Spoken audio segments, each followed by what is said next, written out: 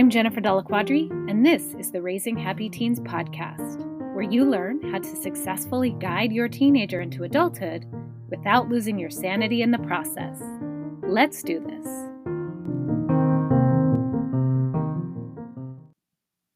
Welcome back to the podcast. It is officially fall, my very favorite season. Not only that, it's October, my very favorite month of the year. I live in the Pacific Northwest, and so if you live around here, you know fall is perfect. You've got the leaves changing, you've got the crisp air, the sun is still shining. Needless to say, I love it, and it's cozy season. I've been diving into all my cozy shows. If you love fall, give me a little, high five. High five.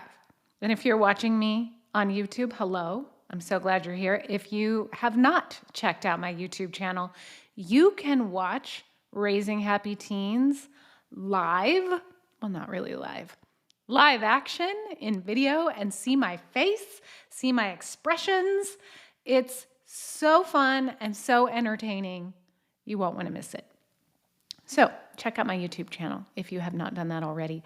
Also, I'm recording this podcast episode with my two dogs in the room, which is kind of like playing with fire because anytime a delivery comes to the house, which is quite often, they go crazy.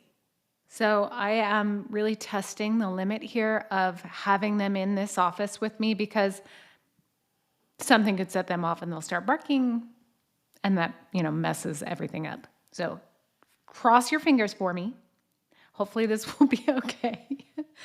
And also, on the topic of Pacific Northwest, if you live in the Portland area, just a reminder, I am having a workshop and Soundbath for parents of teenagers, empowering your highly sensitive teen. So if you live around here, you want to check it out, check the link in the show notes to get details about what that's all about.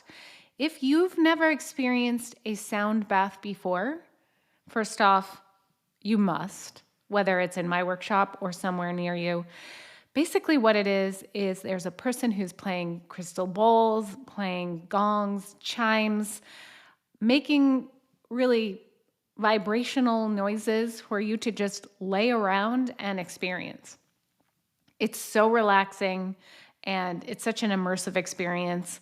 I recently did one where the guide leading it was playing the gong for probably about 40 minutes.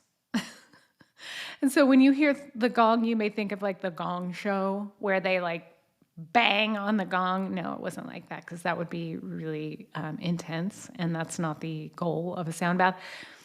He would just vibrate on it. And so it got a little loud, but then it'd get really quiet. And you can just relax and absorb. So if you've never done a sound bath, come to my workshop, experience a sound bath, learn how to empower your highly sensitive teen. You're not going to want to miss it.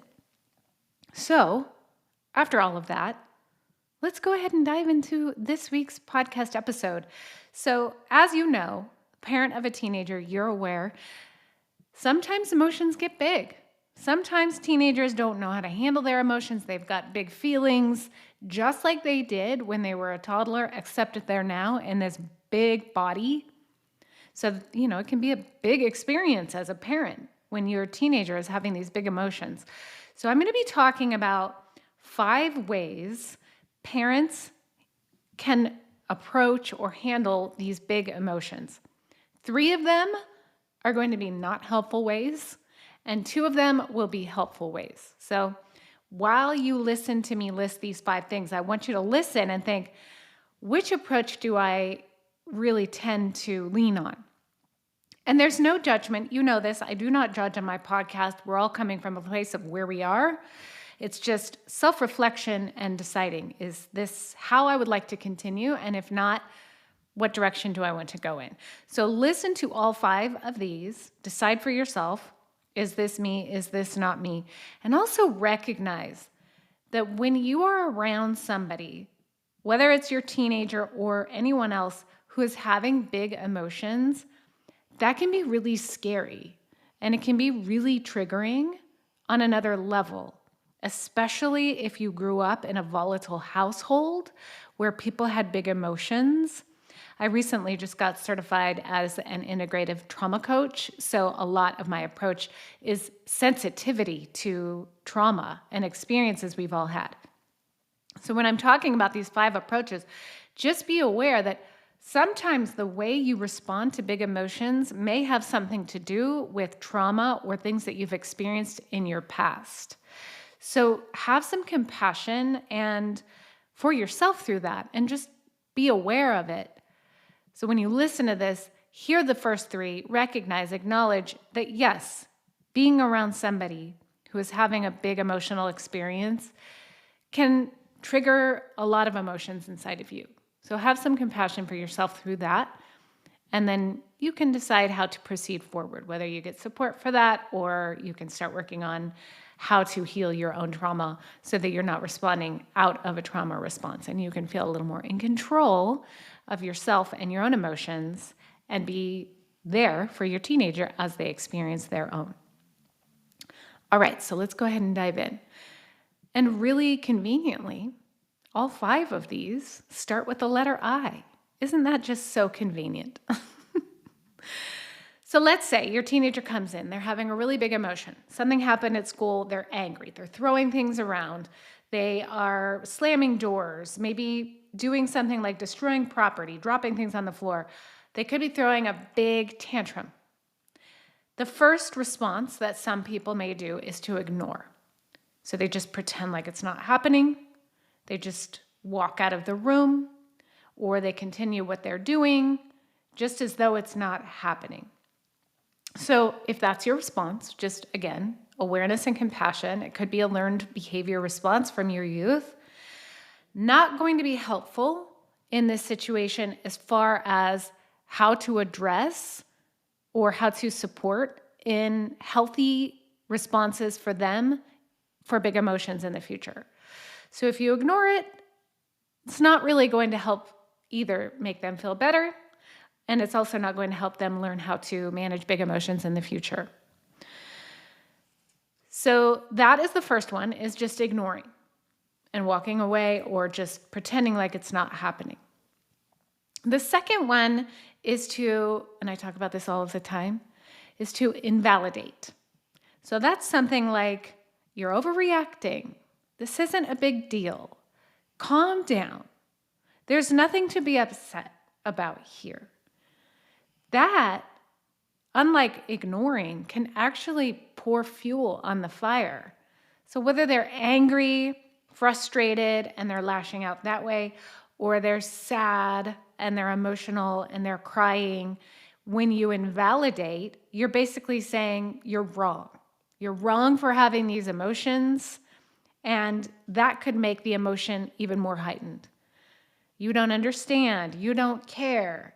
Because it is a big deal to them. Even if you're looking at it and you're thinking, that really isn't that important, I don't know why you're so upset, you can think all you want. But if you verbalize what you're really thinking, you have to be aware that there are going to be consequences, one of which you could actually heighten the emotion even further. So think all you want, but invalidating verbally is not going to really support them or you in that situation. The third one is to inhibit. So basically you're telling them to stop doing what they're doing. Stop crying, right? Stop banging things around. Stop feeling what you're feeling. This isn't the right time. Another thing that can be brought up a lot is, you know what? You should be grateful. You should be grateful for all you have. You have no reason to be upset. Look at how great your life is. This isn't a big deal, again, with invalidation. But basically you're telling them, hey, it's not okay to act this way. It's not okay to do this. There is a time and a place to say those things where you are setting boundaries, and maybe it really isn't the time and the place.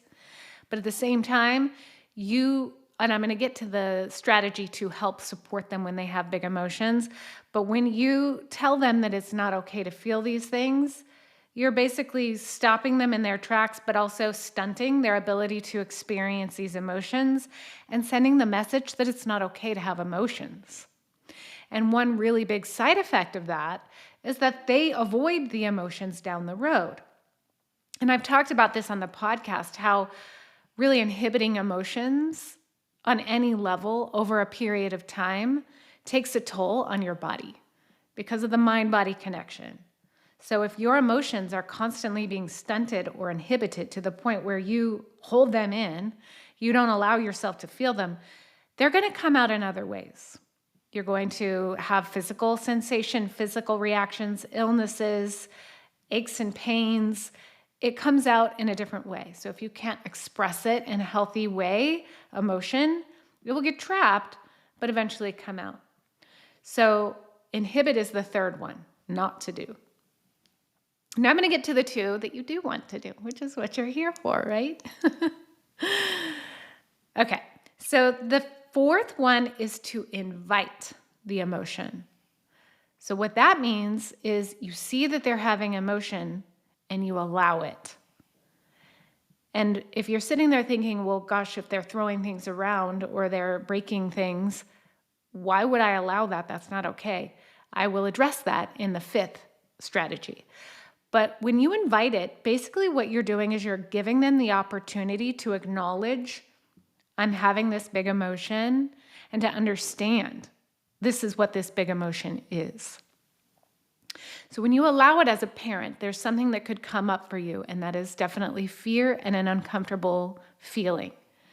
Because especially if you woke up in a house, or you were raised in a house where it wasn't okay to have big emotions, at least outwardly. It's like we keep these big feelings to ourselves. So you were never really around people who would share emotions, and it can feel really uncomfortable. I'm not used to being around somebody who's crying. I'm uncomfortable. But that's where you can start to do the work to address that so that you can hold space for your teenager when they are having big emotions. That's the inner work that you as a parent can do to allow for your teenager to have a healthier experience with emotions. So when you invite it, you're helping them name the emotion. And you can do that lots of different ways.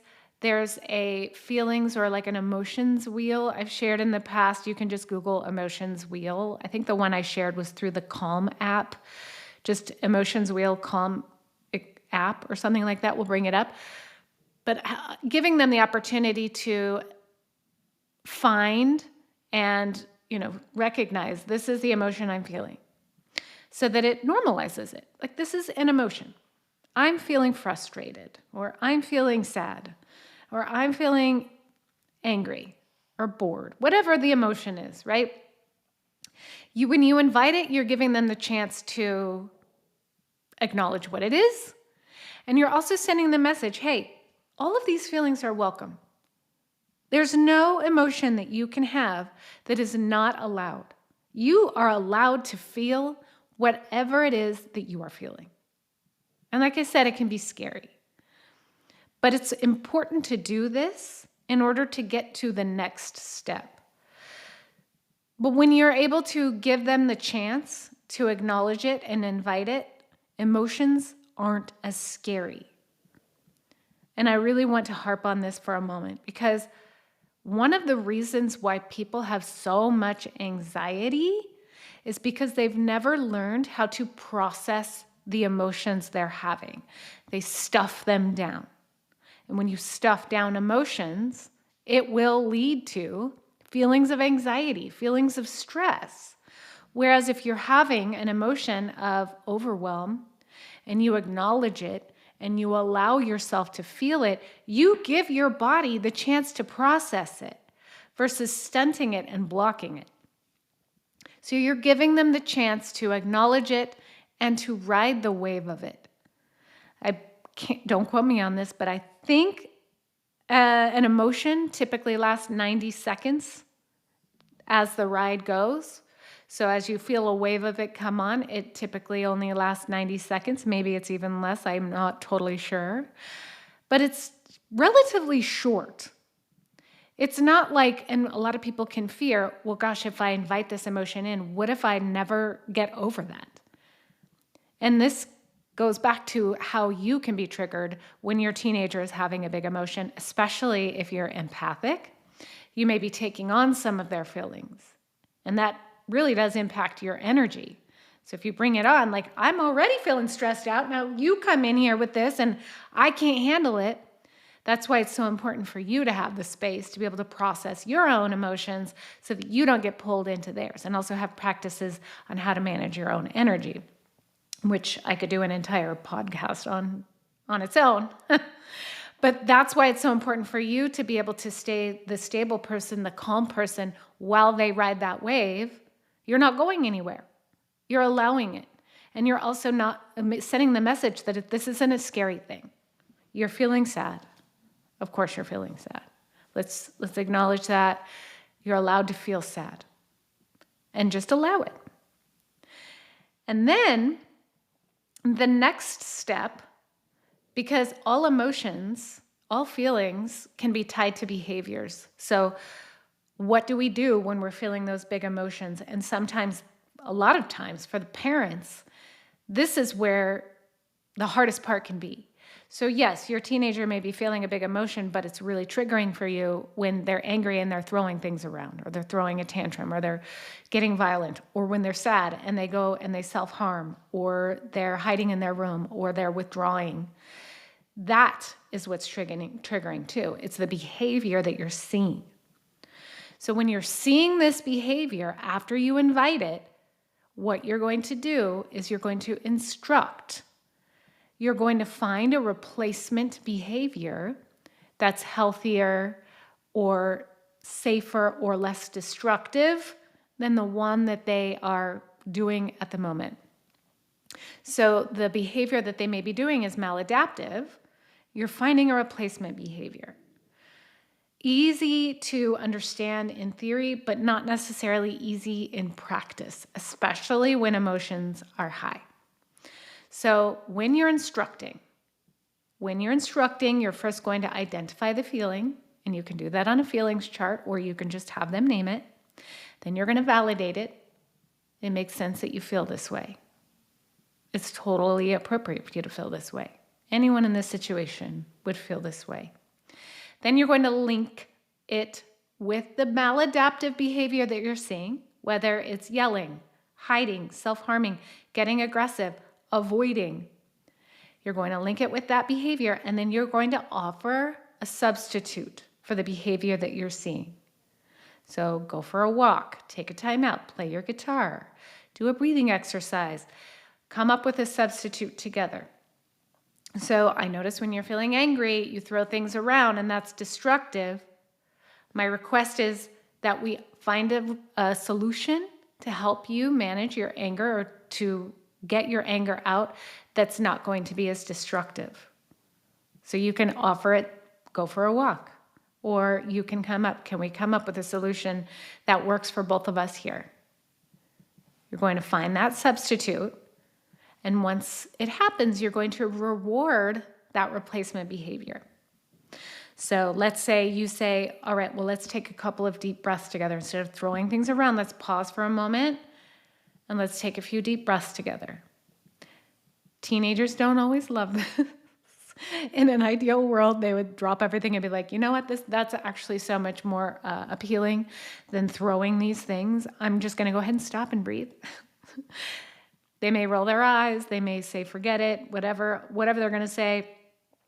Even one moment of a breath can be rewarded. I see you took a breath, and acknowledge it, reward it. Be really liberal with the rewarding.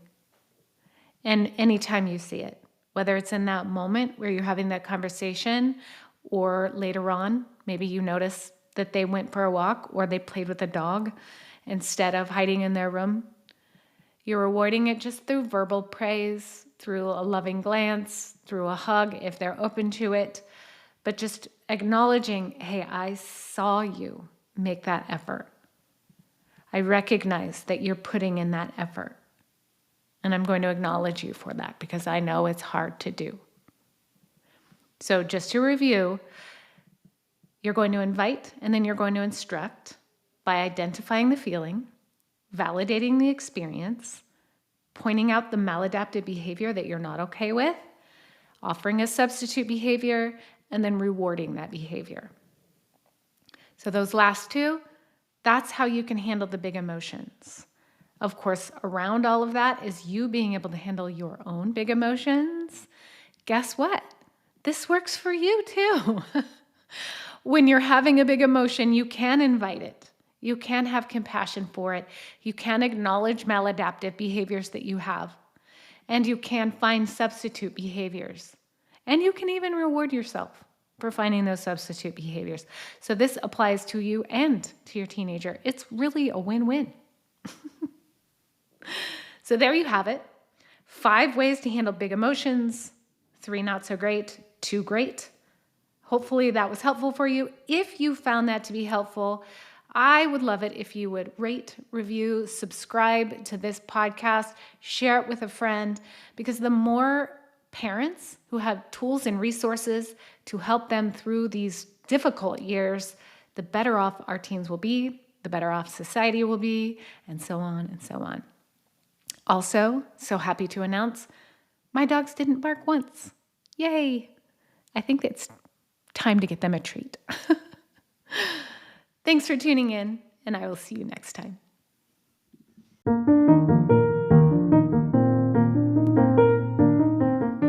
If you liked this episode, I'd like to invite you to join Raising Happy Teens, my free online community for parents of teenagers, where every week I host Ask a Coach. You bring your parenting questions, and I provide expert advice and coaching. Click the link in the show notes to join today. I'll see you inside.